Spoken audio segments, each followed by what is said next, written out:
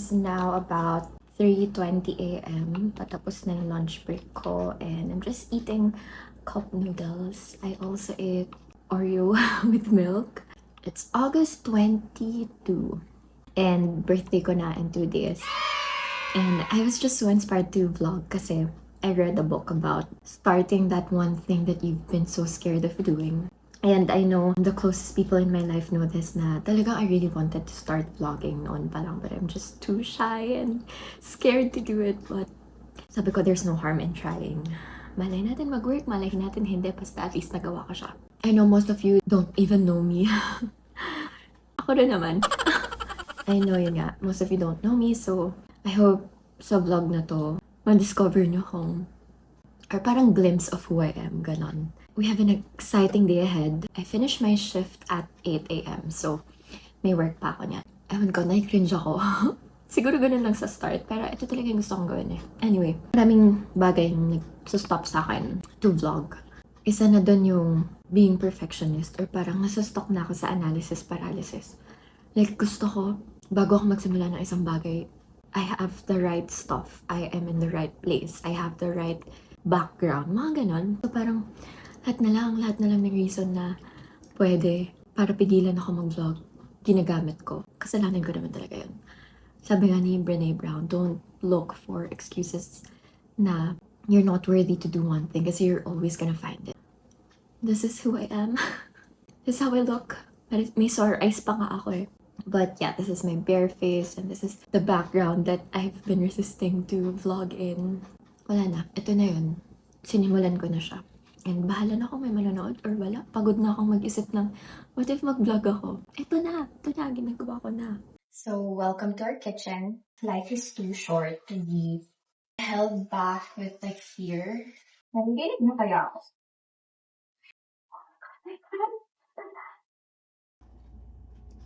This is August Badang. He's my baby and he's the cutest guy in the world. I really have to get used to doing things that make me cringe. Kasi I have to get comfortable with myself and not caring enough about what other people think of me or what I do. For me to conquer that fear, I have to face that. Mag-vlog ako, I'm so shy and scared. Pero sa totoo lang, we never know what it might do. Upload ko lang tong video na to, okay na ako. Oh, okay. That is noted. I'll cancel her appointment. Thank you so much for letting us know. No problem. Have a great day. Thank you. Bye-bye. Hanggang ngayon, di ko pa rin sure if i-upload ko pa tong video na to.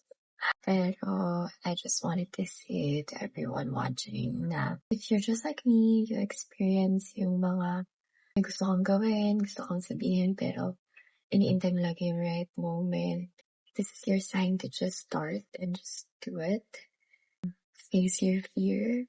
Kasi mas mabigat yung regret of not doing kesa sa failing, knowing that you did it. All you need is yourself and the courage that you have and just taking it step by step. And again, inhale, press back, downward facing dog. Exhale, shift.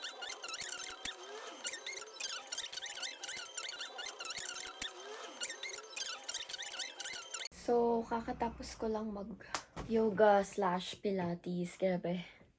That was just 20 minutes ata or something. Pero sobrang sarap.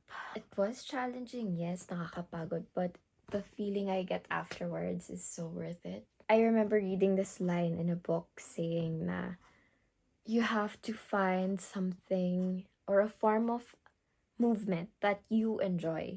Form of movement, kunyari dancing, going to the gym, doing pilates, doing yoga, whatever works for you. Some people do running. Kung yun yung na-enjoy mong gawin, do that for yourself every day. And I swear it makes all the difference in the world. Dati hindi ko ginagawa tong form of self-care na to. Dati I just, sleep, choose to do something else na makakakuha ko ng instant gratification or parang ma-entertain ako. But ngayon parang hindi ko na kayang hindi gawin to for myself. It really makes all the difference in terms of how I feel, not just physically but also mentally and emotionally. That's it. Ligo na me. Bye.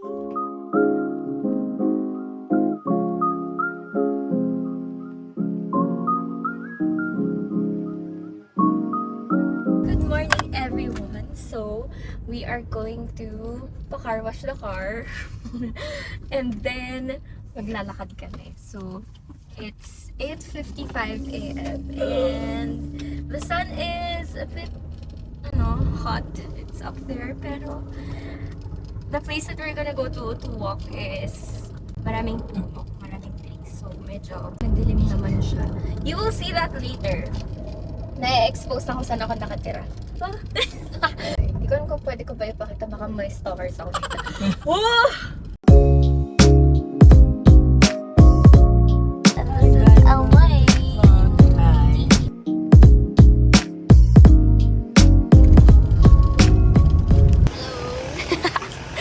Look at the car! It's so dirty.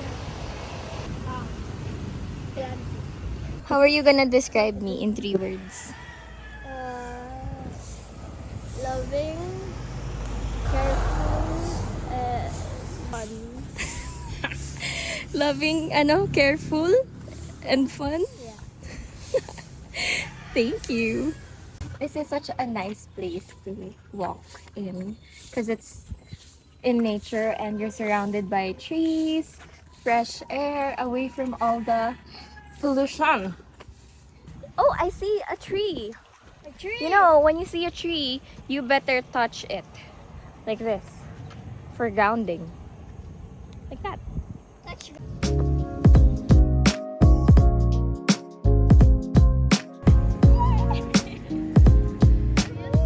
Pabilisan! Bagal mo naman! Ang hina na ito. Ano? Baka bumaliktad yan. Hindi pala to. Secured. Hindi na ba? Bye-bye. Balik ka na! Run.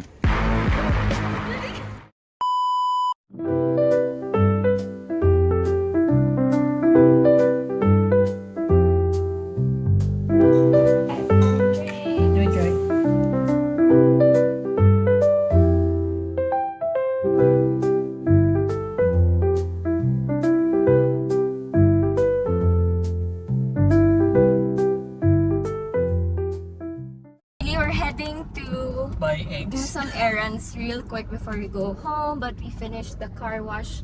That's the second win of the day. The first win was being able to walk with my loved ones. And I really enjoyed the coffee as well. It's so Yeah. good. I love the fries. Ambience. It's such a cool vibe in there. First time namin. Yeah, it's definitely not our last. Yeah, there are board games and we do have a homework, which is we have to study how to play dominoes. I forgot. I'm sorry. I forgot. What is that? Tuwang-tuwa!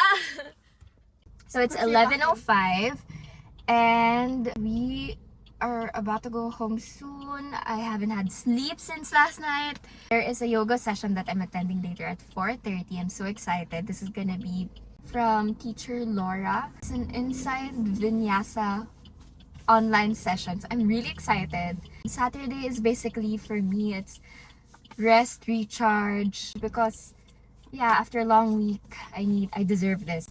I deserve rest. So sometimes I get massages, sometimes I pamper myself, but most of the time just sleep at home and rest. And then Sundays usually Here's the driver. doing the things I enjoy, like Did you see these reading, wheels? Netflix. Most of the time, which I think every week. My Happens. sister's an inspiration. Thank you.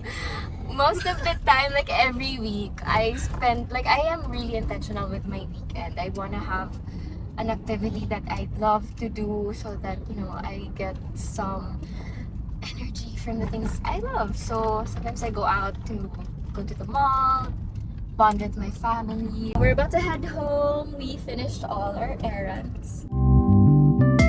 Morning. So it's exactly 4:12 p.m. and I took like a 40-50 minute nap. So this is my outfit for the online Vinyasa flow with teacher Laura. I'm really excited. I'm so sleepy, but at the same time I just know that I need to move my body today too. So I'm just gonna be doing it in our living room, and we have about 15 more minutes till the class starts. So let me go ahead and set up.